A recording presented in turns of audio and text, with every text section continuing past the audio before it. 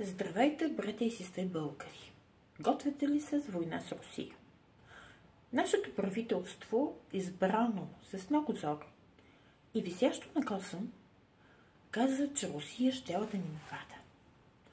Защо ще се случи това събитие, няма никакво обяснение.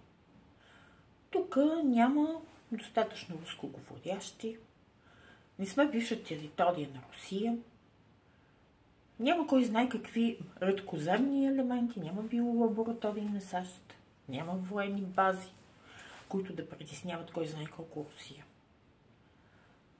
Интересно е, че правителството изобщо не осъзнава за какво ни подготвя. България от 9 милиона стана на 6 милиона. Етническият състав на България се промени ударно. Нашата армия, която едно време беше гордо за всеки българин, по заповед от САЩ и от Европейския съюз, беше разкомплектована, разфасована, унищожена. България е пълна с изоставени поделения, които само напомнят, че някога имахме армия. Нарязахме самолетите, нарязахме танковете, нарязахме ракетите, а това, което беше останало, го пратихме на Украйна.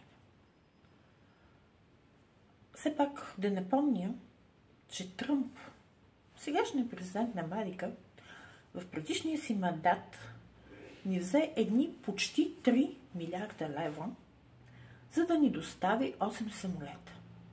Все още дори единия самолет не ни е доставен. А вече минаха години. Сега да попитам нашето правителство, как точно ще водим войната с Русия. Русия е най-голямата ядрена сила. Само войската е повече, отколкото цялото население на България. Те са въоръжени, те са многобройни. Русия има ядрени ракети, а нашия Росен Желязков призовава българското население да взема кухненските ножове и да се готви за война. Нормални ли сте? Не, наистина сериозно питам, вие нормални ли сте? И всичкото това идва от Брюксел, от там, където ни набутаха. Помните ли кой ни набута? Помните ли как ни продадоха?